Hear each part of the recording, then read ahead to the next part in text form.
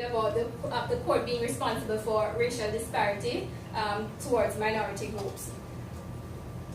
First, what is racial disparity as it regards to sentencing? Minorities make up a smaller number of the population, and yet they are imprisoned at a much higher rate than the general population.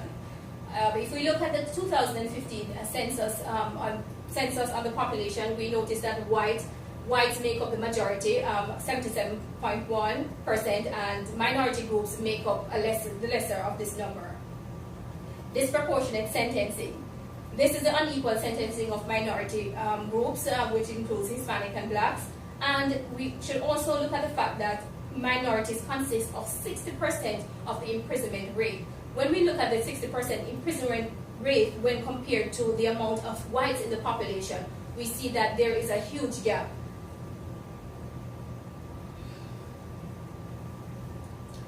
Why is the court responsible for racial disparity? Sentencing policies towards minorities. This includes mandatory maximum sentences for crack cocaine. And when we look at crack cocaine versus powder cocaine, which is predominantly used by the whites or the upper class community, this is somewhat unfair because they are not punished as harshly as the users of crack cocaine, which is basically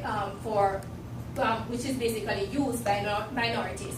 We also look at the 3 strikes law, which minorities again also is at a disadvantage here, because when minority groups get into trouble, whether they commit a felony or a misdemeanor, upon committing the 3rd crime, they're automatically sentenced to the maximum time. When we look at this, upper class or whites have the opportunity, educational facilities and the opportunities financially to escape being convicted for 2 prior crimes. When we look at disparity in sentencing, we look at the fact that minorities have the highest imprisonment rates, the highest parole rates, and the capital punishment, they receive the highest, and also juveniles also are punished at higher rate than their white counterparts. Unequal access to justice. What does this mean? Unequal access to justice represents the fact that minorities cannot afford private defense, so they have to use the public lawyers that are provided by the system, which puts them at a disadvantage because they are overworked, they have heavy caseloads, and they are less paid, and they do not have the time to really deal with their clients on an individual basis because of this pressure. Overt racial bias. This is present even to the fact that with law enforcement and racial profiling and stop and frisk. Social effects of racial disparity of minority groups. It causes a breakdown of the family unit, a cycle of violence, because when people experience this within the household and they lack financial resources, they're going to go out there and commit crimes due to these factors. Strain. It also causes strain on the family unit, and it also contributes to crime. Another area that the court does not take into consideration is that the sentencing policies that are in effect they mostly affect minority groups. The Get Tough on Crime initiative that came about during the 1980s, that was a method because of the high crime rate. This was to eliminate the high crime rate. However, this unfortunately affected minorities at a greater rate than their white counterparts. Blacks were more victimized due to the Get Tough on Crime, harsher punishment for some crimes like the crack cocaine, which I just explained. Mandatory maximum sentencing laws also put minorities at a greater disadvantage. Limited parole rates and limited judicial discretion. When we talk about those, because the focus shifted from rehabilitative methods to more punitive methods, we find out that judges did not have that amount of discretion, so their hands were basically tied, and maximum mandatory sentences was automatic once you committed the 3rd crime. 3 strikes law that I explained to you a while ago also in effect affected minority groups more often than it did other racial groups. Sentencing disparities. Sentencing towards minorities. Here we have a number of factors. 1 in 4 black males are either in prison, on parole, or jailed. Blacks are 20 times more likely to be to have sentencing imposed. That's at the federal level. And blacks are 6 times more likely to be imprisoned during their lifetime. And again, 60% of the population consists of blacks. We reiterated this just to show you the effect of how blacks are treated within the court system.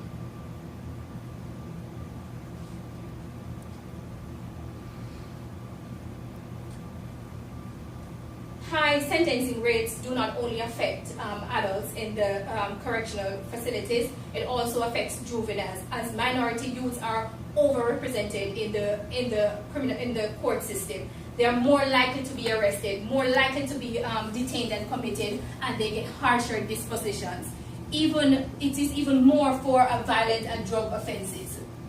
And it gets worse as these juveniles are not able to divert into community programs. Instead, they are transferred into the adult correctional facilities, unlike their white counterparts who are able to divert using getting the best defense lawyers and getting the resources they need to keep them away from the correctional facilities. Another area we should look at is the unequal access to justice. Public defense, we look at the public defense versus the private defense. This is also an area which is unconstitutional, as the Constitution requires that every offender get equal treatment within the criminal court system, and they need equal and fair representation, which this is unfortunate due to the inefficient public defense lawyers. Another area of unequal access to justice is the effects at decision point. When we take into consideration that the offender has to go through several criminal justice agents, sections of the criminal justice agent before they actually reach the sentencing, this also puts them at a disadvantage.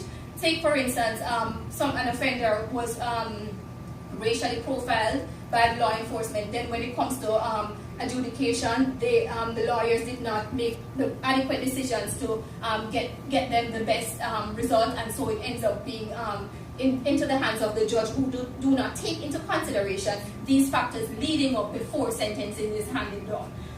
Another area is we look at is the public defense.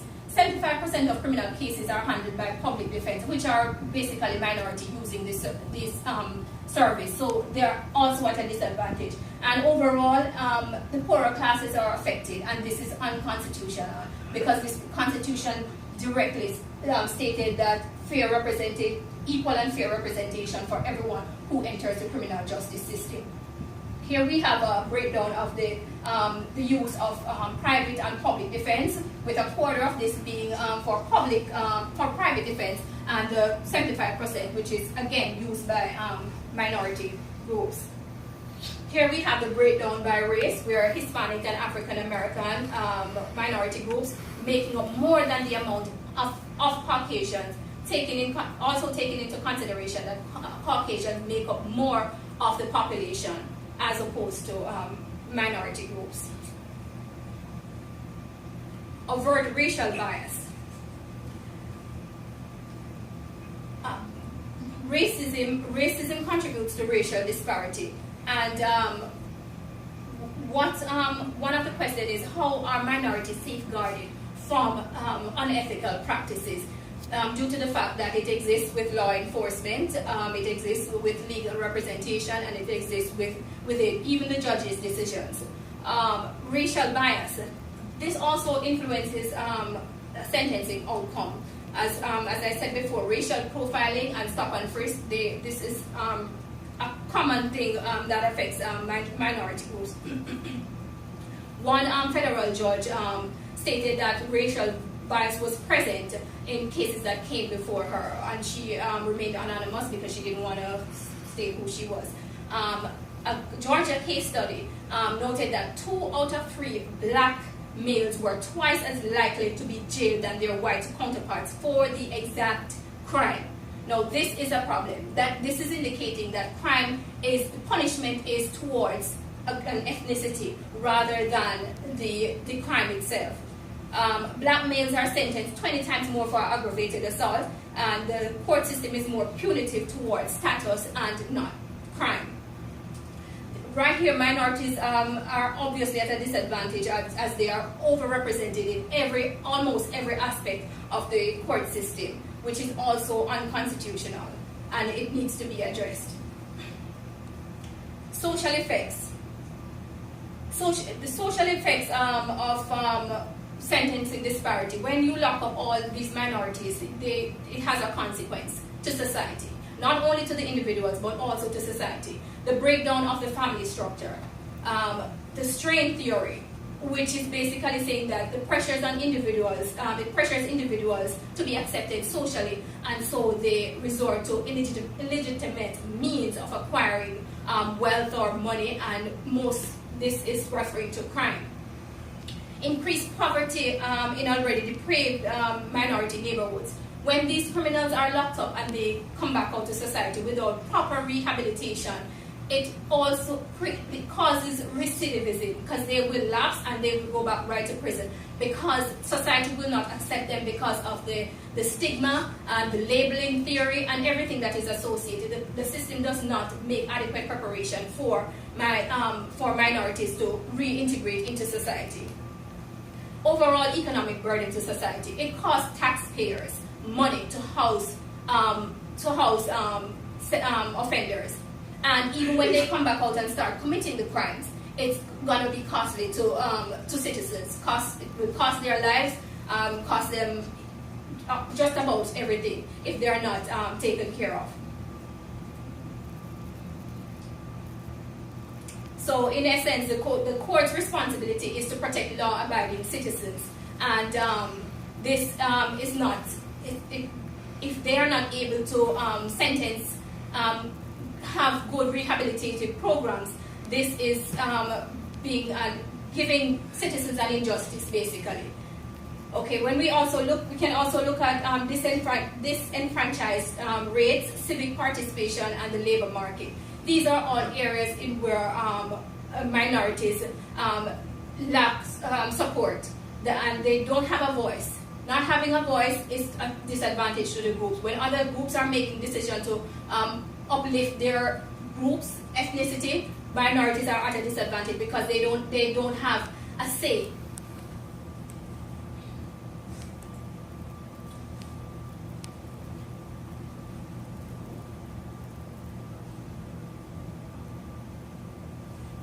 Okay, we're at the conclusion. Policies implemented by the court system contribute to racial disparity among minorities.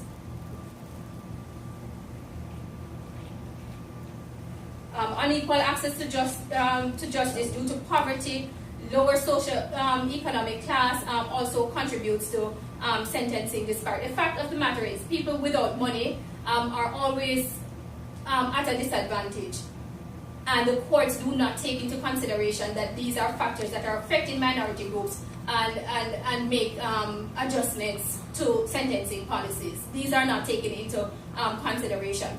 Punishment, based on the facts that I presented, it is stating that punishment is correlated with class and race and not necessarily the crime.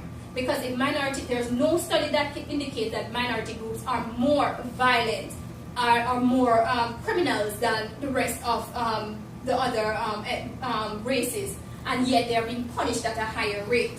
So this is a problem. High sentencing disparity is associated with socioeconomic issues. The poor are affected greater than any other race or any other members of society. The court system is greatly flawed, and reformation is necessary, as the current policies creates more harm than good to society. Any questions? Any questions? Okay. All right. Thank you, guys.